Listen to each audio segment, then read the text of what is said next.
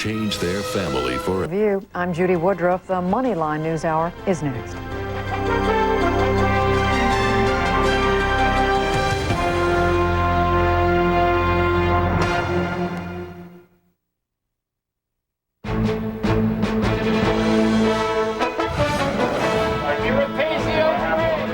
Tonight, it's the record run-up leaving Wall Street breathless. The NASDAQ Composite nearing 4,000. An abrupt departure at Microsoft. Greg Maffei resigns as chief financial officer of the world's most valuable company. How a Wall Street power broker and an X-rated film star caught the government's attention. The trail that led authorities to what they charge is an insider trading scandal. And our special New Economy series hits Ford Motor Company, putting its assembly lines online.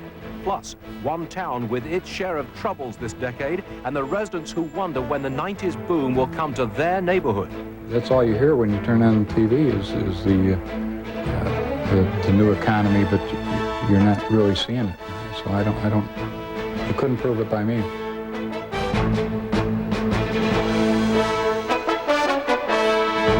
This is the Moneyline News Hour. Reporting tonight from New York, Stuart Varney and Willow Bay. Good evening and welcome to Moneyline. Bell Atlantic breaks into the long-distance business. We will talk live with CEO Ivan Seidenberg. But first, yes, another historic session on Wall Street. Technology investors did what they do best, buy, fueling the NASDAQ and the S&P 500 to all-time highs. This is the NASDAQ's 5th straight record and its 57th for the year. It's all courtesy of a hard-charging rally in technology, one that's doubled the NASDAQ's market capitalization in 1999 to $5 trillion. Rhonda Schaffler has more in tonight's Street Sweep. The NASDAQ continued to close in on the 4,000 level, just 7 weeks after leaving 3,000 in the dust. It added another 26 points, its 57th record of the year, closing at 39.37. In just 7 weeks, investors have added a whopping $1.25 trillion to the NASDAQ's market capitalization. The one caveat in that astonishing run, only slightly more than half of the stocks that make up the composite have participated. But one trader expects the party will soon have a few more guests. I am very, very positive for next year. I think that once the rally starts broadening out in these other sectors, that we could have even more of a record year next year. One firm that did not participate today, computer equipment maker 3Com, its shares plunged more than 9% on nearly 5 times average daily volume. Tuesday, the company warned earnings would be, quote, comparable to those for the third quarter of 1998. The S&P 500 eked out another record, gaining just 2 points to 1435. And the blue chips tacked on 3 points to close at 11,203, still more than 100 points from their all-time high. Financial services and large-cap technology shares weighed on the Dow, including American Express, J.P. Morgan, Intel, Hewlett-Packard, and IBM. But one top tech portfolio manager says after Y2K, the best is yet to come. Because I can easily make the case that the fundamentals in the technology sector are going to be brighter for calendar 2000 after Valentine's Day than they were all through 99. Because at that point, we'll definitely have said goodbye to the Y2K issue. The biggest tech of all and one of the Dow's newest members, Microsoft, hit a new milestone today. The market value of the company passed $600 billion, or about the size of Spain's economy, the world's 10th largest. Stuart? That's a good statistic. Rhonda Schaffler reporting from the big board. But Microsoft's biggest news came after the stock market closed. Greg Maffei has resigned as the software giant's chief financial officer, a position he has held since 1997. Maffei is leaving to become chief executive of Worldwide Fiber, a closely held telecom company. Replacing Maffei, John Connors, an 11-year Microsoft veteran. Microsoft stock fell more than $2 in after-hours trading, and we will have much more on this late-breaking story later in the show. After much anticipation late today, Qualcomm announced it will sell its telephone handset business to Japan's Kyocera. Under terms of the deal, Kyocera will buy all of Qualcomm's wireless phone units using CDMA technology. It will also buy system software and chipsets. Kyocera rallied more than 15 points today, but Qualcomm fell back nearly 11.5, and it's down another 2 points in after-hours trading. Qualcomm has, in fact, surged the last few days in anticipation of this deal, and year-to-date, it is up more than 1,700%. Qualcomm has been one of the Nasdaq's best-performing stocks of the year, helping the Nasdaq sprint past milestone after milestone. Charles Molyneux has been covering the road to 4,000, and he joins us now live from the Nasdaq Amex market site. Charles? Well, it was a bumpy road today. We saw more fierce ups and downs as the Nasdaq surged all the way to 39.48 within 52 points of Nasdaq 4,000 in early trading. Plummeted in negative territory, then recovered to hit yet that other record. But it was a narrow and spotty rally. Stocks that went down outnumbered those that went up by about 7 to 6 as investors rotated out of some strong names and found one new favorite in biotech stocks, which came out of the shadows and gained 5%. Amgen, for example, is one of them. It gained more than almost $3. Genome Therapeutics surged 50% on news of a new deal with giant American Home Products. But the big caps were mixed. Dell and Microsoft, for example, were up on the day today. Microsoft, of course, has fallen off after hours. But Intel and Cisco Systems actually fell. Cisco lost almost 1.5%. Internet stocks also uneven. The Goldman Sachs Internet Index gained 1%. Red Hot Yahoo was up almost another $14. But Amazon.com lost more than 2%. Now, nobody is surprised when a phenomenal run-up in technology stocks like we saw yesterday is followed by a sell-off as investors take some profits. But strategists say the fact that the Nasdaq shook off some early profit-taking and ended today up at another new record is a testament to investors' continued enthusiasm about technology stocks as we head towards the end of the year. Willow? So, Charles, even with the bumpiness that we saw today, really no significant dimming of that enthusiasm. No, and then the expectation is that this is going to continue all the way to at least until the end of the year, that a lot of these fund managers want to see these stocks continue to show their dramatic gains, and a lot of investors want to be in them as they continue upward. January, we could see new fund inflows. We could also see some selling as people start thinking about their capital gains taxes for next year. But for the remainder of 1999, the 6.5 trading days left, the expectation is that these stocks are going to continue to look strong. Charles Molyneux at the Nasdaq. Thank you. There is much more ahead on Moneyline, and here with a preview, 3 of our other reporters, beginning with Susan Lasovich. Susan. Stuart, another multi-million-dollar payout for American Home Products on fen-phen. Will the settlement help AHP resolve the controversy tied to the diet drug, or will it ultimately break the bank? I'll have some answers. I'm Peter Viles. Tonight we'll take you to a place where the new economy is as much a threat as an opportunity. Rochester, New York, where downsizing has left deep scars, tries to bounce back. Willow? Thanks, Peter. Also coming up on Moneyline, the most expensive takeover battle in history. Heating up today, we'll tell you about Vodafone's push for Monismont. And a landmark decision puts Bell Atlantic on call for long-distance competition. From CNN's New York headquarters, this is the Moneyline News Hour.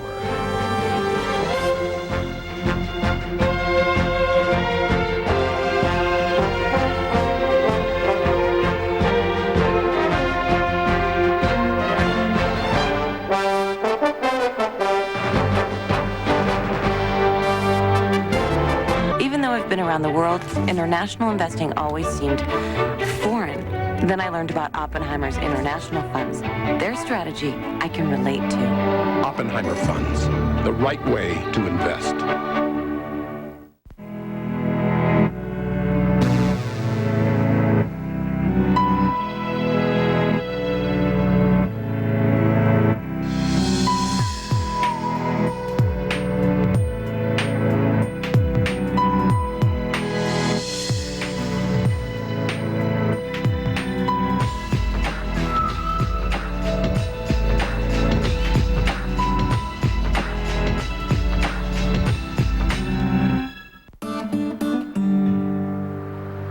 Son, this car is so smart it keeps track of everything. Yeah, cool, Dad, but is it fast? Oh yeah, it's fast. Honeywell's sensors and turbochargers are the secrets behind reliability and safe acceleration. And look how well we can zip into traffic. Dad! How well? Honeywell.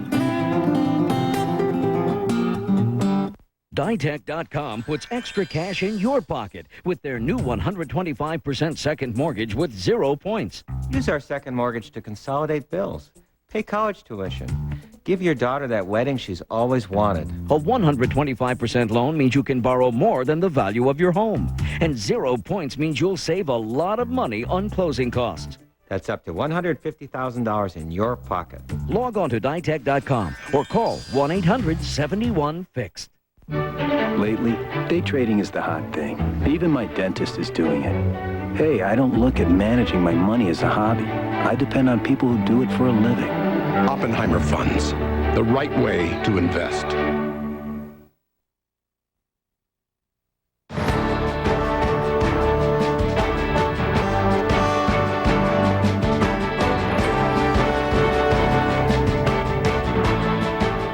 A European merger fight breaks into open warfare. Vodafone AirTouch today made public its hostile bid, the largest ever for German telecom company Mannesmann. Vodafone is trying to press Mannesmann shareholders to accept its record $133 billion offer. It would give investors a 9% premium on Mannesmann shares. But the German firm has spurned the all-stock offer. Mannesmann has 2 weeks to publish its defense. A huge victory for Bell Atlantic today. The company won approval from federal regulators to offer long distance to its local customers in New York. It's the first time since the breakup of AT&T 15 years ago that consumers will be able to one-stop shop. We are finally able to declare that the Berlin Wall of local phone monopoly in New York State has finally been demolished and hauled away. Bell Atlantic stock fell more than a point today, but it is still up 20% for the year. The rest of the sector lost some ground. SBC and Bell South down slightly. AT&T lost more than a point and a quarter. The company, by the way, promised to appeal the FCC's decision in court. MCI WorldCom lost more than 3.5 points, and Sprint, which has a pending merger with MCI WorldCom, it was down 3/8 on the day. Joining us now for more on Bell Atlantic's move into long distance and its efforts to be a leading-edge telecom provider, the company's chief executive, Aiden Seidenberg. He joins us. Welcome to Moneyline, and congratulations on some big news today. Well, thank you. Good evening. It took some time. This act was enacted in 1996. What exactly did you have to prove to regulators for them to allow you to open up to long distance? The requirements were to show that we had open access to our network. And I think the key thing that occurred in the last 2 years to make that happen is we sat across the table with our competitors and worked out the procedures, and the regulators approved it. And that open access means essentially you share those lines, you lease those lines? We lease space in our building, we lease our lines, we give them access to our switches, and all of the things they need to interconnect with our company. Your principal competitors, I believe, are AT&T and MCI WorldCom, and the competition presumably is going to be around price, the price of the call. Does that mean that prices for that long-distance calling market will continue to decline and perhaps even accelerate their decline?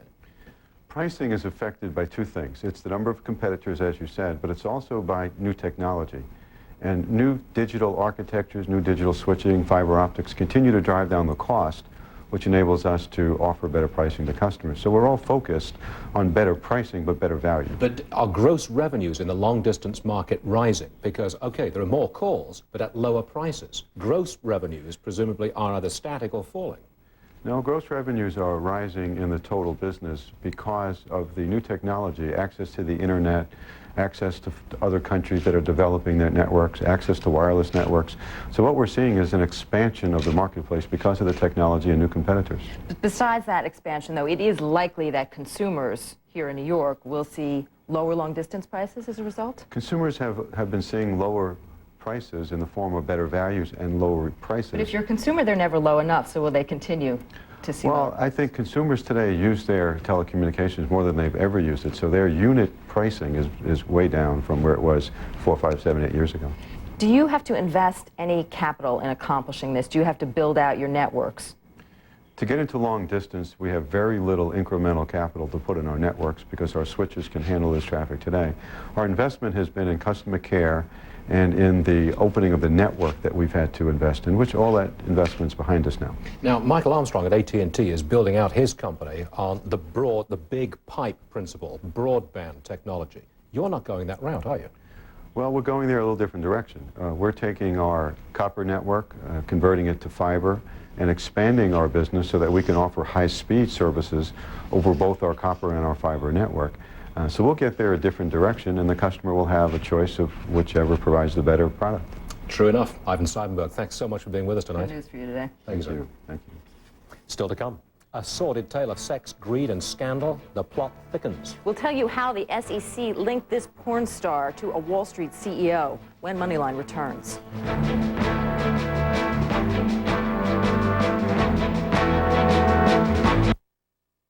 Leave Leading Edge is brought to you by Dell, pioneering direct internet ideas for your business. Be direct. Dell. It seems that the first rule of business today is to be an e-business.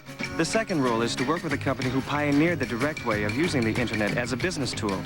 Dell built their business around this direct model, which made them a forerunner in e-business.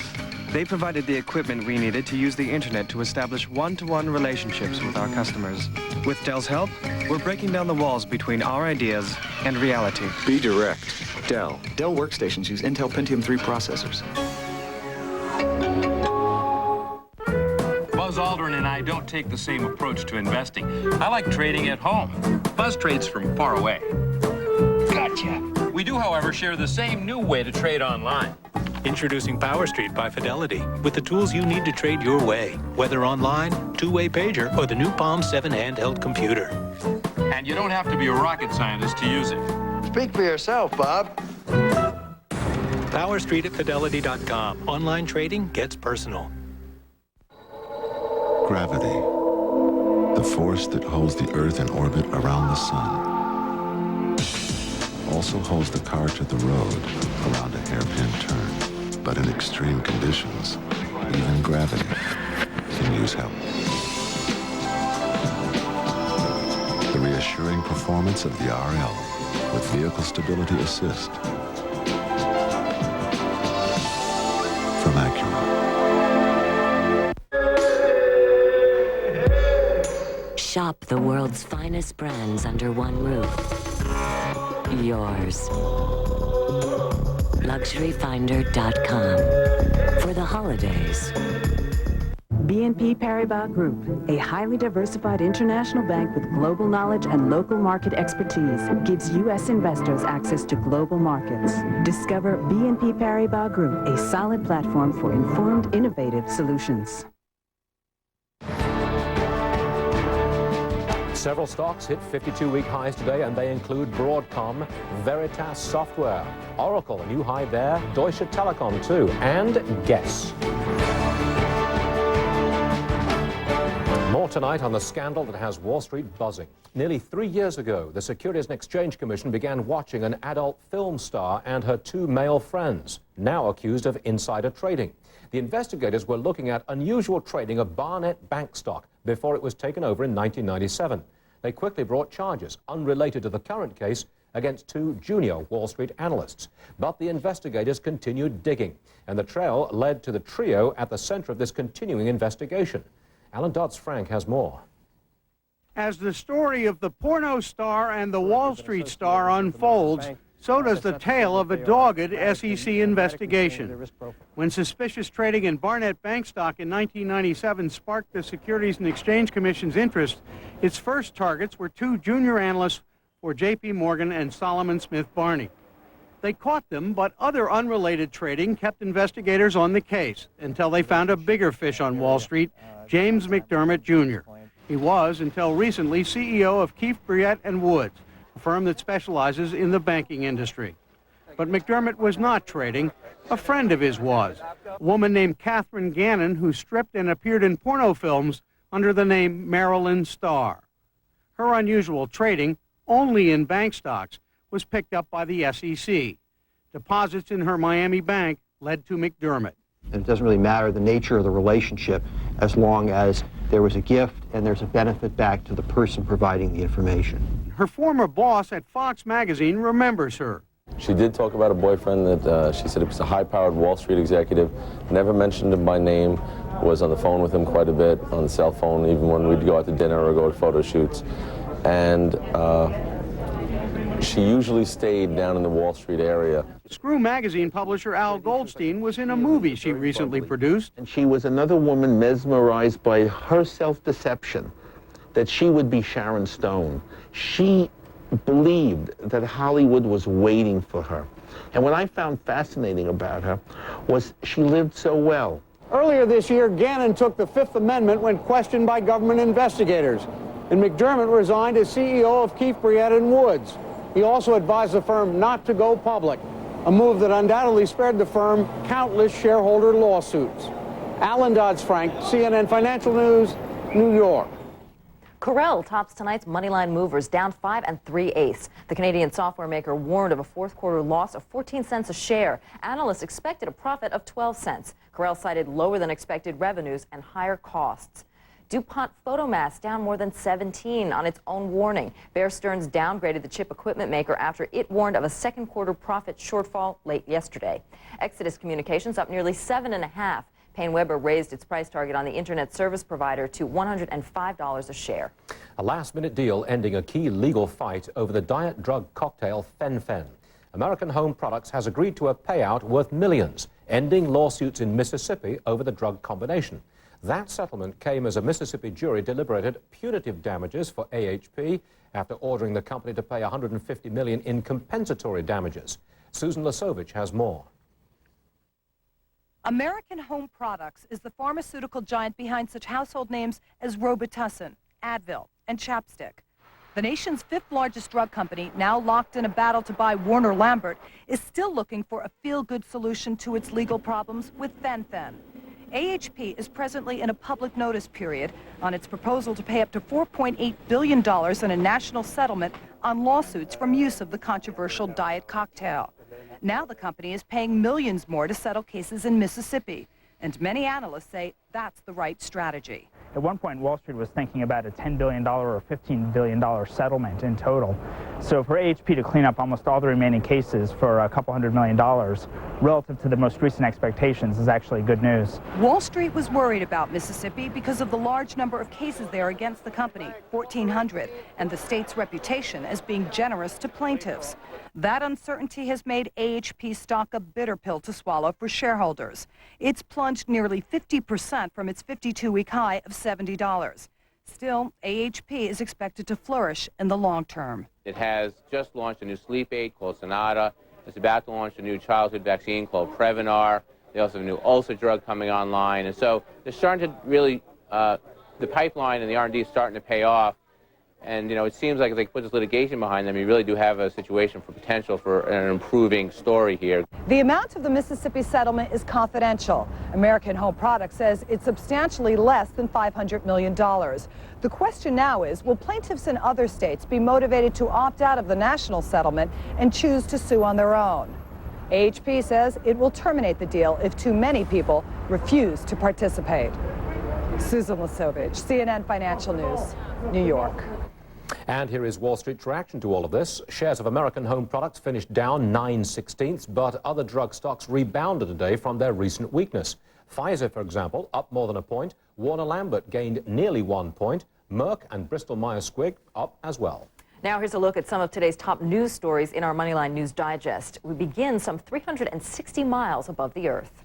That's where Discovery astronauts began a high-flying repair mission on the Hubble telescope this afternoon. This is the first of 3 spacewalks needed to replace the Hubble's 6 gyroscopes. 4 have failed, putting the observatory out of business for the past month.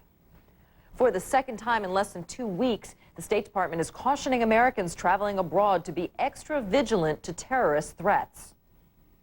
We expect Americans to enjoy the holiday season, to go forward with their plans, but at the same time to bear in mind that we do have information that terrorist groups may be planning attacks, and this is a general warning that may apply to different parts of the world.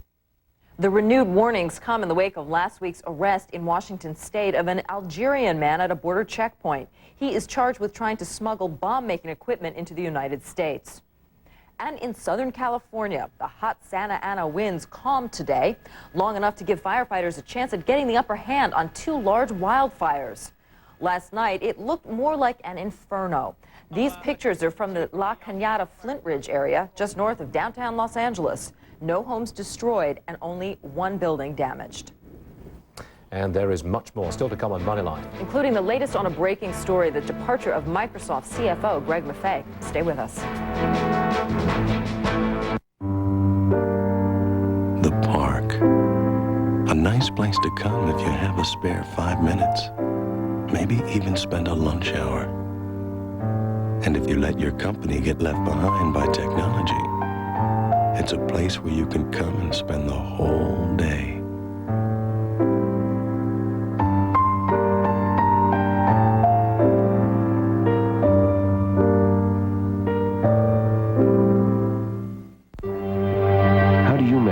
success.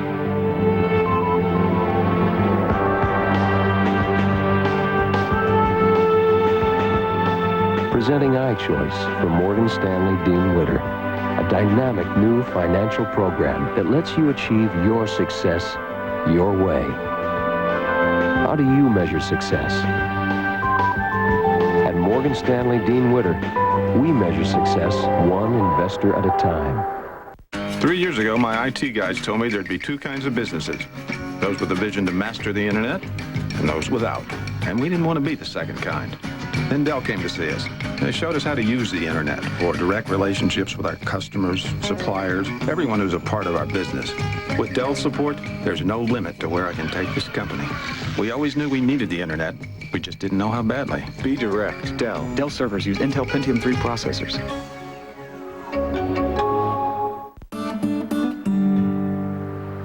You know, son, this car is so smart it keeps track of everything. Yeah, cool, Dad, but is it fast? Oh, yeah, it's fast.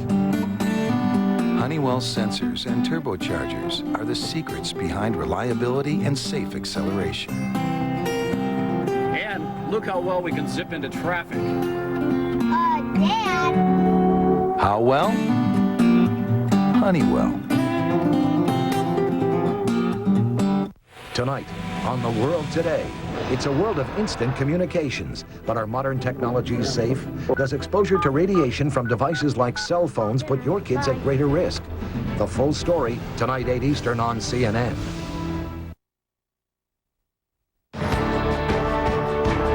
Checking some of the other stocks that hit 52-week highs today: Sony, Broadvision, Yahoo, Amgen, and Canon.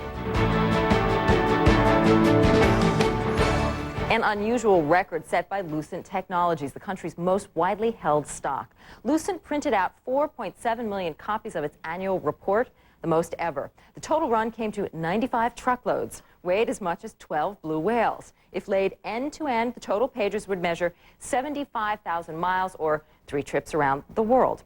No word yet on how many trees were used in the process, but we do know the stock fell 3.5 after Lucent reported a drop in its backlog of orders. Hold on a second. Lucent is the most widely held stock? Because it was spun off from AT&T. Didn't know. So AT&T shareholders. I stand corrected. Thank you very much. Still ahead, our special series on the new economy continues with an industrial legend going high-tech, reinventing Ford for the next millennium. Every aspect of the automotive industry can be improved with the internet. And the dark side of the new economy, one town that has suffered through a painful transition this decade as it faced up to the future. Those stories and more coming up. Beginning in 9 days, 100 hours of non-stop around-the-world coverage. Millennium 2000, only on CNN. Be gone, vile corruptors! I cast thee out! I am anointed to take up the serpent and drive away the infectious forces of evil.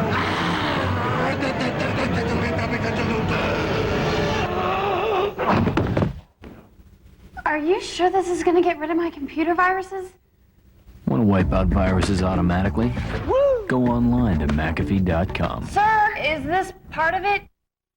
What will the credit card of the future look like? The future? Think of the possibilities. The world's changing. We'll need a card that can change with it. What will a credit card look like that has an introductory rate of 0% and then a fixed rate as low as 9.99%? Definitely not like anything in my wallet. That has no annual fee and gives you the flexibility to pay over time. So, I'll be able to extend the payments on my new lunar vacation? What will a credit card look like that provides guaranteed protection from online fraud? I don't know. But I think it has my name on it. A card with a built-in smart chip to give it ever-evolving capabilities. A credit card with a brain? That makes other credit cards seem so... 20th century. Actually, it'll look like this. Introducing Blue from American Express, a whole new kind of credit card. We really do live in an interesting time. To apply, call 1-800-BLUE-600. I have seen the future. And it fits in my wallet. This is it. Hillsborough, Chrysler, Plymouth, and Jeep's final and biggest liquidation of the year. A giant selection of Voyagers up to $4,000 below MSRP. As low as $149 a month. Every Grand Cherokee up to $5,000 off. As low as $199 a month. Fully equipped Neons, $99.95. Just $79 a month. Pay just $1 down. And make no payments till March. Our final and biggest liquidation of the year ends New Year's. Hurry to Hillsborough, Chrysler, Plymouth, and Jeep. Sports Tonight with Fred and Vince, 11 Eastern on CNN. The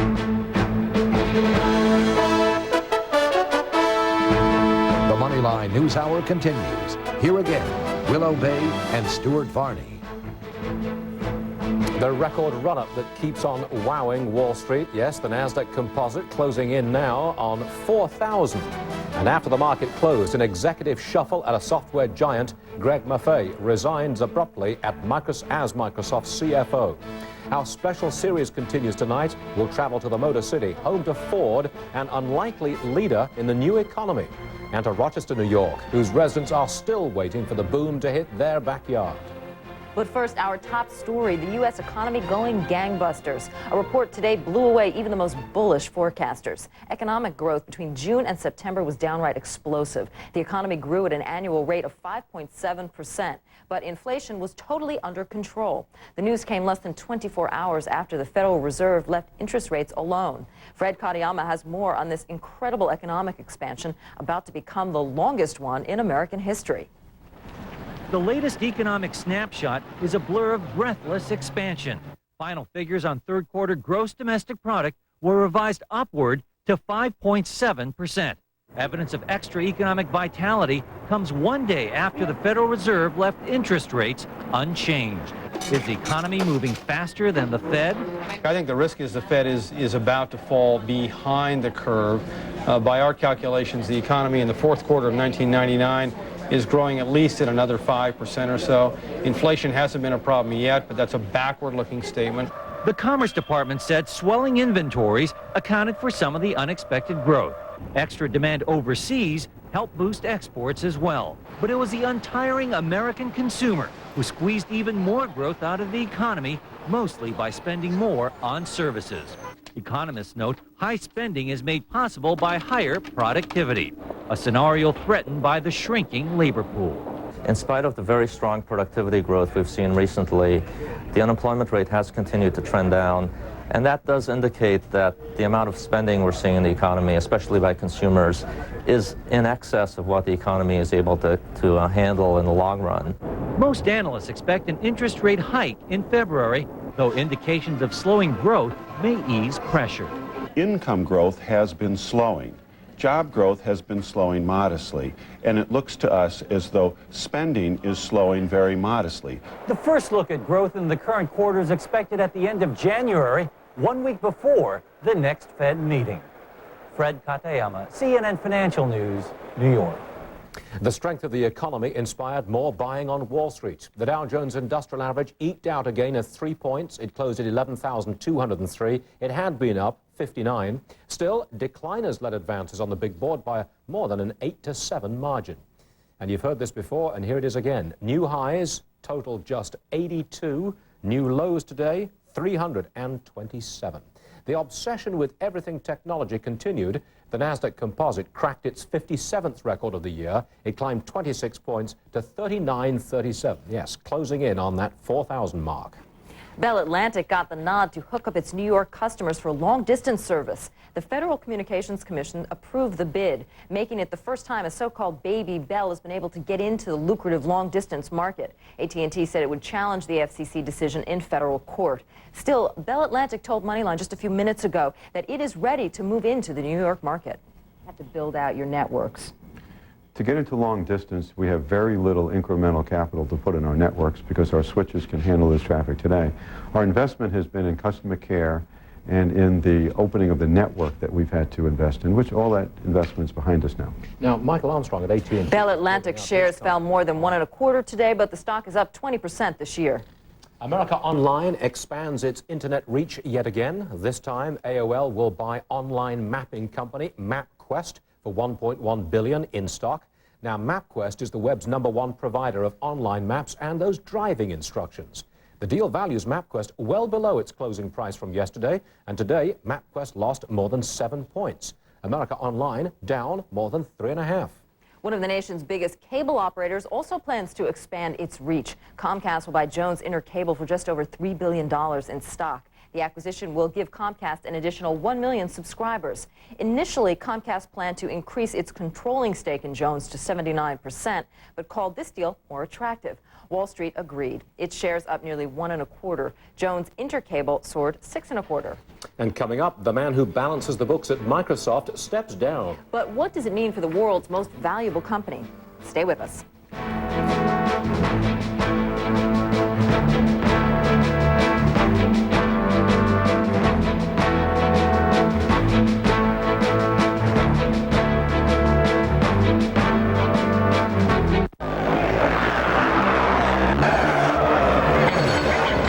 Until now, there has been a wall between you and the tools of serious trading. That wall is coming down. The information and technology professionals use to trade is now available to everyone. Daytech Online. The rules are changing. Peace on Earth? Yes, of course. But for how long?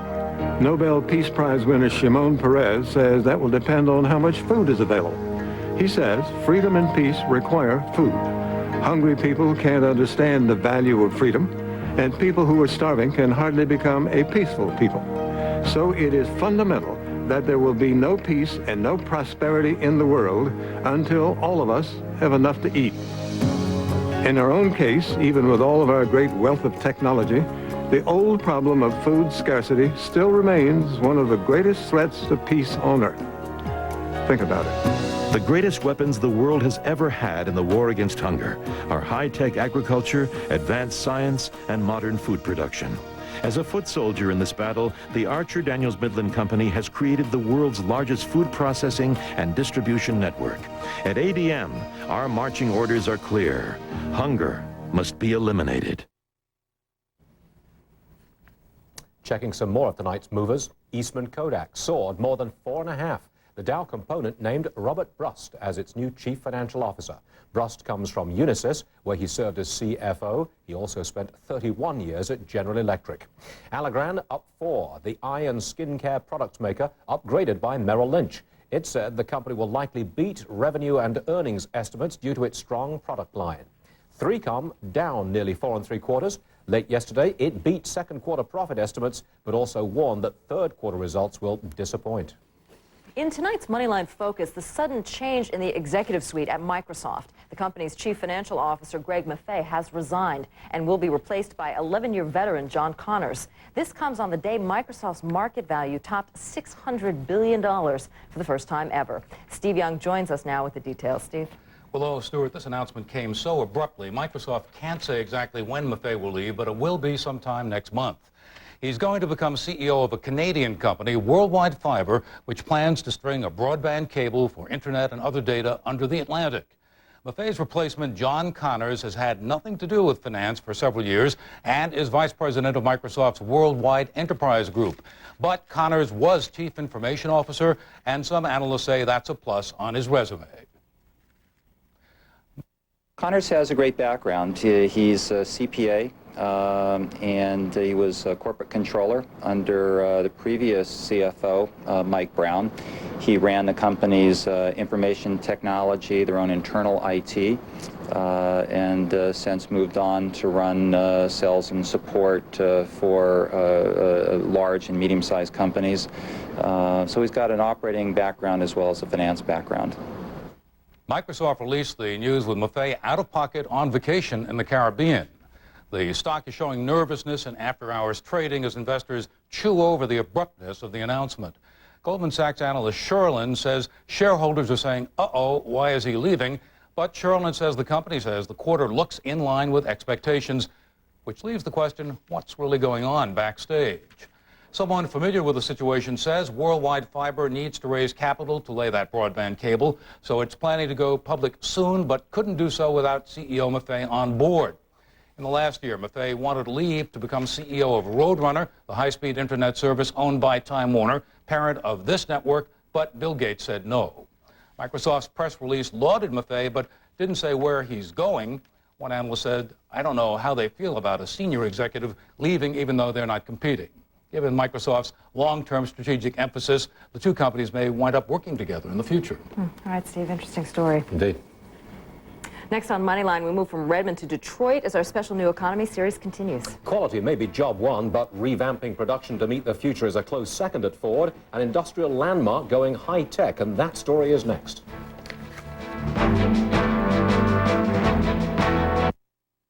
Moneyline Focus is brought to you by The Hartford. Whatever life brings you, bring it on.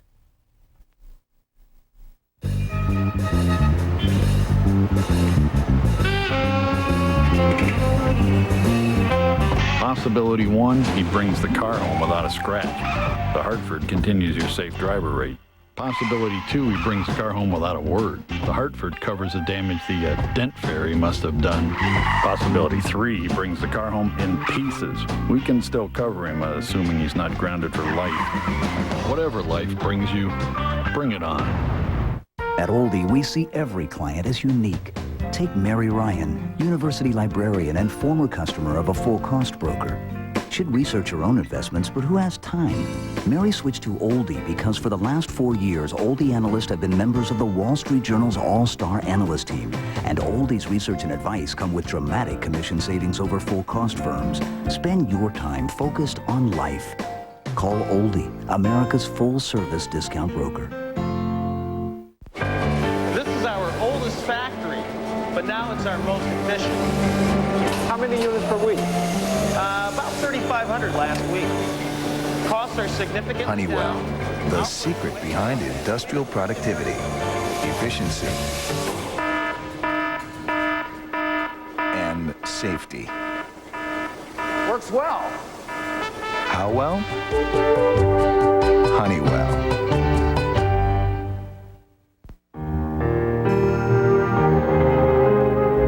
He's man's best friend. Always there when you need him.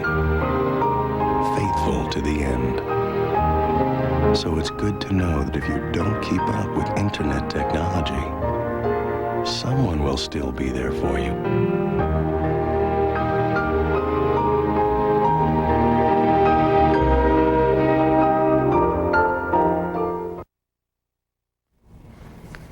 We continue now with our special series on the new economy. Is it really a boom without end? Today was a banner day for new economy optimists, with a report showing phenomenal growth last quarter and once again remarkably little inflation. At the center of this economic feat, growth in productivity, fueled in large part by companies making huge investments in high technology. And there is no better example of that trend than Ford. The landmark company was on the vanguard of the Industrial Revolution. Now Ford is taking advantage of the digital revolution to make the entire process of making and selling a car more efficient. Bill Dorman reports from Wixom, Michigan. Back in the 1920s, Henry Ford helped change the way Americans think about cars. He also changed the way automobiles were put together. His assembly line revolutionized the car business and manufacturing in general.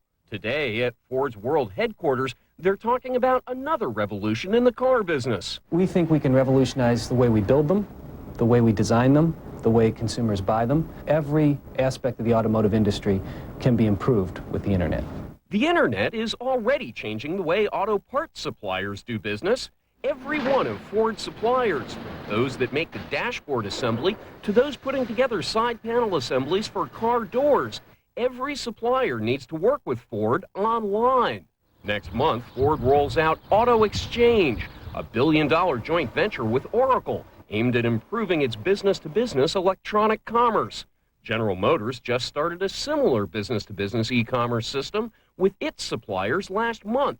It's the beginning of a huge industry experiment, with combined supplier sales of nearly $200 billion a year. And other firms are watching what happens to the automakers' business-to-business plans. If you can't make it work within the auto industry, then it's actually going to be very difficult to make it work in other industries. So in some ways, you could say the auto industry is like a very large guinea pig for other B2B business models. Ford says the cost savings are just beginning for the 2,200 to 2,500 parts that go into every car. There's a tremendous opportunity there to be able to do all of that electronically. We do some of it today, but the whole emergence of business-to-business e-commerce presents a tremendous opportunity for us, and we have a lot of efforts underway. Those efforts stretch right down to the assembly line. Here at Ford's Wixom assembly plant outside Detroit, they make Lincoln Continentals and town cars and the LS. This traditional-looking factory floor may be the last place you'd expect to find evidence of the new economy, until you look a little closer. Power tools still thrive on the assembly line, but today there's also a place for lasers. They pinpoint locations for robots to attach windshield glass. Barcodes on parts from engines to door assemblies help with speed and flexibility. This assembly line can put together 3 different models with minimal adjustments. This automated storage system pulls out exactly the car shell that's needed next on the line. A transponder, that little box on the bottom of the panel, sends a wireless signal to a computer, confirming the car's model and color. Once cars head off the line, they are by no means finished with electronic commerce. Hello, e-commerce. Hi, Mary, how are you? Brad Harper has some ideas about the future of the car business. Just a second. This is where the entire automotive industry is going. Harper is a webmaster working for a car dealer. Long Island Automotive Group runs more than a dozen dealerships, including some Ford products. Ford now owns the car operations of Volvo, and Volvoville, USA is one dealership that's using the internet to sell cars. Part of it is selling, but much of it is service, responding to customer email, usually within 10 minutes, such as Harper did just the other night.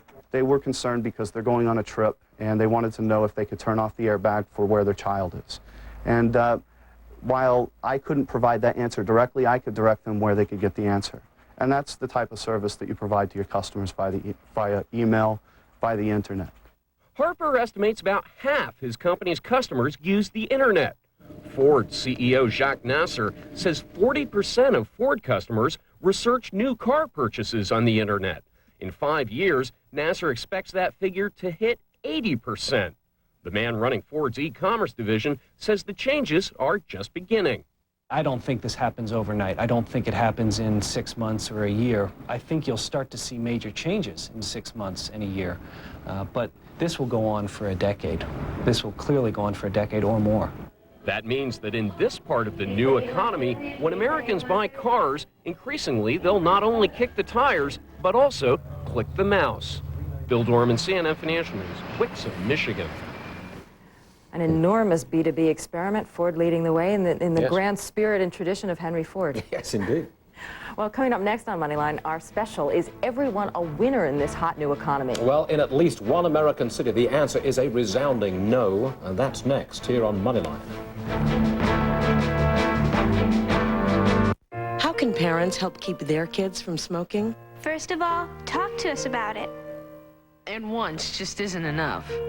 Remember, we have to deal with smoking all the time. Tell us that you don't approve of smoking. Remind us what smoking can do to our health. Don't threaten, and don't jump to conclusions. You can't decide for us, but you can't help us make the right decisions. And one more thing, don't do all the talking. Listen to. Talk to your kids about not smoking. They'll listen.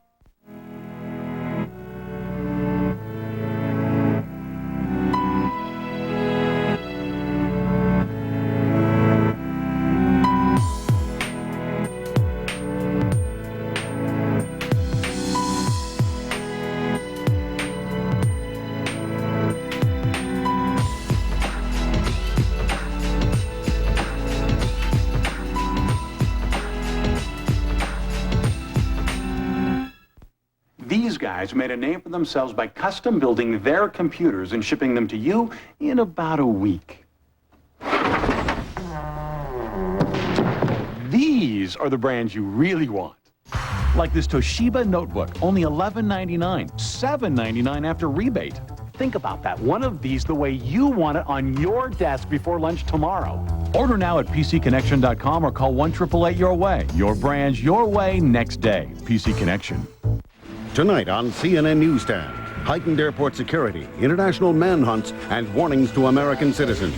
As the new year approaches, anti-terrorism measures increase. Plus, the real story of Andy Kaufman. Tonight, 10 Eastern on CNN. It's the biggest story of the year, the century, the millennium.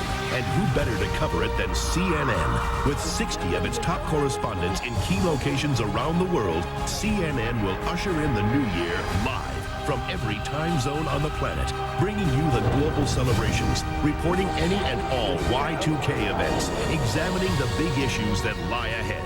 Millennium 2000, 100 hours of non-stop coverage beginning New Year's Eve on CNN. More now in our series on the new economy. Is it a boom without end? For one upstate New York town, it's not clear that the boom ever really began. Peter Viles travels to Rochester, a city that has undergone a painful transition this decade, a rough period for the people who live there.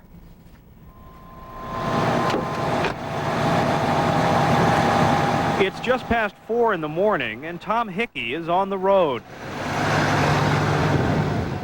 His part-time job is delivering 350 newspapers every morning. Hickey's resume reads like an obituary for a certain kind of American worker. He went to work at Kodak as a teenager, put in 30 years at Kodak factories. Last year he volunteered for early retirement, downsized at the age of 49. His pension money is in the stock market, but he works part-time to make ends meet. The industries are slowly moving away. They're not really taking people with them, so that, everybody's got to kind of find something else. If there is a new economy in America, Tom Hickey believes he's not part of it. That's all you hear when you turn on the TV is the new economy, but you're not really seeing it. So they couldn't prove it by me. On Wall Street and in Silicon Valley, the words new economy mean an explosion of wealth and technology. But in Rochester, it's not that simple. In an economy that now values ideas and information, this is a place that has always made tangible things, cameras, copiers, and contact lenses. And with global competition now squeezing every penny out of the manufacturing process, Rochester is fighting a losing battle to save the jobs that built this city. Since 1980, Rochester has lost 45,000 manufacturing jobs. Kodak has cut its employment here in half, from 60,000 workers in the early 80s to just 28,000 now. Well, I think it's a very difficult transition for people to make because of a 100-year history, literally, here in Rochester, New York. And to have to shift from that into a different way of thinking about employment is difficult for people. And the cuts keep coming. Bausch & Lomb just announced plans to eliminate up to 600 jobs here. And what's particularly painful is that Wall Street applauded. Bausch & Lomb stock rallied on the news. Jim Bertolone is a local labor leader. 400 people found out they were going to lose their jobs in the next 60 days, while that announcement triggered the Bausch & Lomb stock to go up 3 points. So the CEO, and I'm sure a few of the others on the board of directors who own lots of stock, made a real pile of money just in that 24-hour period, not the workers. By the broadest measures, however, the Rochester economy appears to be healthy. While those 45,000 manufacturing jobs were dying, 86,000 new service jobs were created. Unemployment is just 3.8%, lower than the national average. We've had to become more flexible. We've had to become, if we're going to stay in this area, and most of the people who lose their jobs here want to stay here, have to make sure that they have the skills and talents that are adaptable to other employers. And many companies have grown. The old Rochester Telephone, now Frontier, grew so fast, Global Crossing paid $10 billion to buy it this year. The question for Rochester and for places like it is whether the new jobs are as good as the old ones. What happens to factory workers after the factory closes? When they lose those jobs, most people go into the personal service economy. Retail, restaurant, hotel, hospital, maybe transportation, maybe taxi drivers. Not all of those jobs are terrible jobs, but they, generally speaking, don't have nearly the economic security, they don't have the wages, and they don't have the benefits. We've got $7 an hour retail store jobs. You know, they just opened a Target down the road, and they're looking for help. It's $7 an hour. You know, I make more than that delivering newspapers. Tom Hickey isn't asking for sympathy, and he isn't afraid of change. He chose early retirement. He has a personal computer and money in the stock market. He makes $16,000 to $18,000 a year delivering papers. And every day after his route, he attends vocational school with high school students, where he's learning to operate heavy construction equipment. I'm a hands-on kind of guy. I'll do what I have to do to, you know, to support my family or, you know, to make ends meet. But he believes corporate America, in its drive to please Wall Street, has lost sight of something important. There's more to life than just the bottom line as far as the shareholders, the stockholders go. I mean, people have to realize that communities have to thrive. You know, there's not going to be this little piece of American dream everybody wants if corporate America doesn't step back and say, hey, maybe we've got to take a little less. In the meantime, Tom Hickey and millions of Americans like him are doing what they can to manage in a changing economy and to navigate the uncertain road ahead. Peter Weil, CNN Financial News, Rochester, New York. Our special series continues tomorrow with two internet groundbreakers. Russell Horowitz of GoToNet tells Stewart about the importance of turning a profit in a .com world. And I'll talk with a new economy true believer, one of the men who's building it, David Wetherill of CMGI. And it's not if there's a new economy, it's how quickly is it going to change everything. And the floor of the New York Stock Exchange, once Wall Street's domain, now it's captured Main Street's attention. We'll look at America's bull market psychology. All that tomorrow as our new economy series continues. And in case you missed any of our series, we'll have a roundup on a special Christmas Eve edition of Moneyline.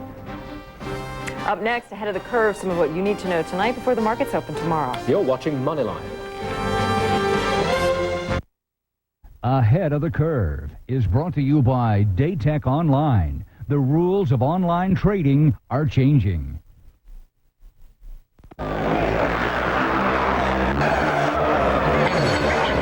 Until now, there has been a wall between you and the tools of serious trading. That wall is coming down. The information and technology professionals use to trade is now available to everyone. Daytech Online. The rules are changing. And here's what could move the markets tomorrow. On the economic front, watch for the latest reports on personal income and spending, orders for durable goods, and weekly jobless claims. And keep an eye on these stocks. Microsoft, as we told you, the company said after the market closed that CFO Greg Maffei will resign. And Qualcomm, late today, announcing the sale of its telephone handset business. That is Moneyline for this Wednesday. I'm Willow Bay. And I'm Stuart Varney. Crossfire's next. Here's Bill Press. Bill? All right, Stuart, and after our big money show, back to politics tonight with GOP presidential candidate Gary Bauer. Is it time to dump the military's don't ask, don't tell policy? Will the Supreme Court okay school vouchers? Should we be trading with China? And how can Gary Bauer possibly stop George W. Bush? We'll ask him all of that next on Crossfire.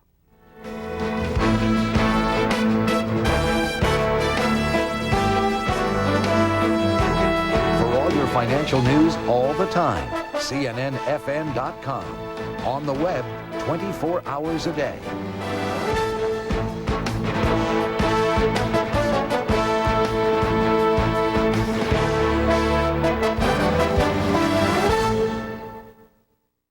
Closed captioning is brought to you by Bell Atlantic, your guide through the wiles of communication.